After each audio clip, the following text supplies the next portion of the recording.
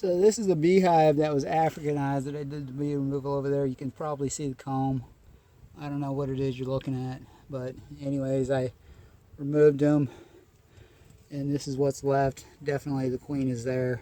I didn't get her, but these are Africanized bees, and I've got the bee box right there that I'm about to drop these girls into if all goes as well as planned, and hopefully I can get the queen, close it up, and leave in 5 minutes. Anyways, that's it. Again, that's a pretty big hive over there that I removed, and these are from that hive, what's left. So you can see I knocked down the numbers significantly.